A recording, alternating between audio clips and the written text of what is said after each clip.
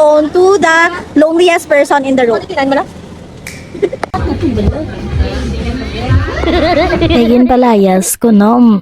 Palayas ako kay makadoko ko no sa molo kay mga recruit day. And sometimes kapag ko sa molo day, may mga Flores de Mayo guys subong no. Wow! Kay daan diba? End of May na and then mga Flores de Mayo. And syempre wala ko expect nga bisan sa June may ara pa procession nga mo nino. Syempre first time ko makita nga bongacious ang mga taga molo. Wag ka girl. Diba? Very attacking ila vibe. Ganon. And syempre na-amaze ko kagin videoan ko sila kay do.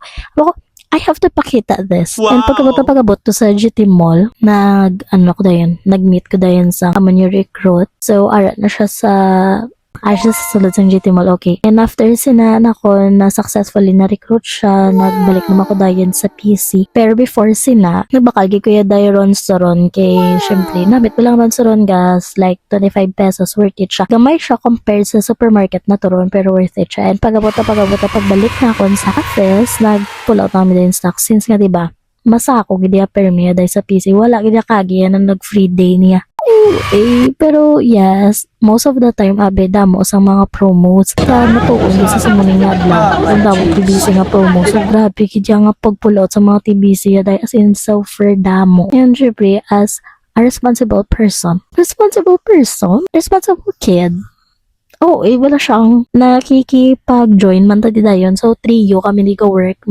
Since nari si Papa, syempre ibuligan na kami tatlo. Siya kapang hakwat pa na ako. And ako na naman ga-assist ang sang carton and everything. Kasabay pa naman sinang Joy di day sa babaw day. Syempre, ma-overtime man siya bay. And syempre, may makuha ka na daan day. Every Saturday, grand recruitment day, kapag ang isa mo or may recruit ka nga nakapasulod tapos na hit yung minimum niya nga purchase, may free na siya nga plate. Diba na may ang plate kaya mabulokon siya. So like use mo gid siya especially kung may maprito ka or like basta may maluto ka basta nami siya. And syempre nanabad na lang ko dayon sa babaw kay daan. Sobrang baka naman kakapoy no. Tapos may mga may time pa nga dapat iscan mo pa isa-isang TBC. Pila daan yung na-pull outan yung mga TBC dahil sa office. Like siguro almost 100 boxes, hindi ko sure, or less. So, isipin mo, grabe, ang kapoy kung iscan mo pa siya isa-isa, diba? So, yeah, I feel the pain of the staff.